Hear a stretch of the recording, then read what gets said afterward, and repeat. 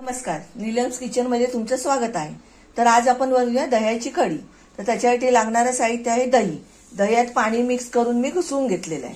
त्याच्यानंतर जिरं, राई, कढीपत्ता, लसूण, मिरची, कोथिंबीर आणि या एका वाटीमध्ये 2 चमचे चण्याचं पीठ आणि हळद, पाणी मिक्स करून ते आपण ह्याच्यामध्ये मिक्स करून घेऊया. आणि आता आपण आपल्या रेसिपीला सुरुवात करूया. चला आता रेसिपीला सुरुवात करूया. तर सुरुवातीला तेल तापत ठेवलं टोपामध्ये. त्यात लसूण, मिरची, कढीपत्ता, राई, जिरं हे टाकून चांगलं पुढं ढवळून घेऊया.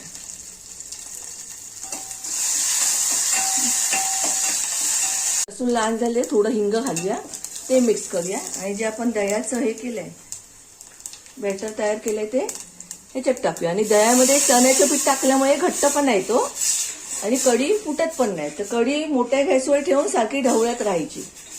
मग नंतर बारीक गॅस करून त्याच्यात कोथिंबीर, मीठ घालून सर्व करायचं. आपण झाली कढी आपली तयार. मीठ आणि कोथिंबीर घातली. जर तुम्हाला वाटल्यास थोडीशी तुम्ही त्यात साखर पण टाकू शकता, कारण चव जरा छान येते कढीला.